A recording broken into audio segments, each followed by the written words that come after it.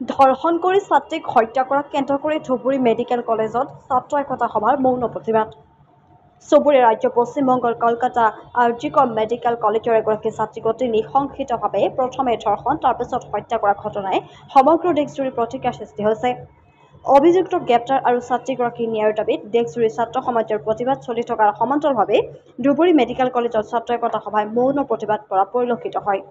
20 বছর এত কষ্ট করে উনি কি পেলেন, মার্ডার আর রেপ পেলেন উনি ওনার জীবনে। তো আমরা এখানে একত্রিত হয়েছি যাতে এই যতটা মোমবাতি জ্বেলেছি আমরা সবগুলি মেল্ট হয়ে যাবে একটা পয়েন্ট অফ টাইমে। এই যে এত এত হোর হুল্লোড় চলছে উনাকে নিয়ে, এইগুলোও সব শেষ হয়ে যাবে একটা টাইমে। কিন্তু যাতে উনার আত্মা শান্তি পায় তার জন্য আমরা এখানে একত্রিত হয়েছি। ক্যান্ডেল মার্চ করছি আমরা ধুবুৰী মেডিকেল কলেজেৰ স্টুডেন্ট। মোৰ নাম ৰণিত খনিকৰ, মই ধুবুৰী চিকিৎসা মহাবিদ্যালয়ৰ ছাত্ৰ একতা সভাৰ সাধাৰণ সম্পাদক। একচুৱেলি আমাৰ আজি কাৰ্যসূচীটো হৈছে যে যোনটো নৃশংসভাৱে কলকাতা আৰজিকৰ মেডিকেল কলেজত PG trainee second year student এজনীক নৃশংসভাৱে হত্যা কৰা হৈছে আৰু তাইৰ ধৰ্ষণ কৰা হৈছে।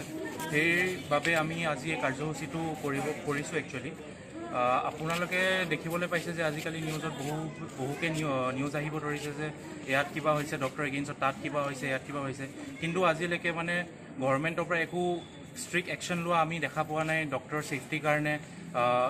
ছেফটিৰ কাৰণে।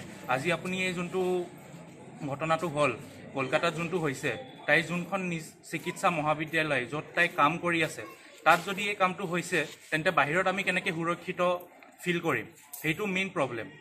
সেইবাবে আমি এই কাৰ্যসূচীটো কৰিছোঁ। আজি কেণ্ডেল লাইট মাৰ্চ এটা আমি অৰ্গেনাইজ কৰিলোঁ আমাৰ তাৰ পৰা, আমাৰ এডমিন ব্লকৰ পৰা OPD ব্ৰাঞ্চৰ OPDলৈকে, আৰু আমি ইয়াৰ জৰিয়তে সজাগতা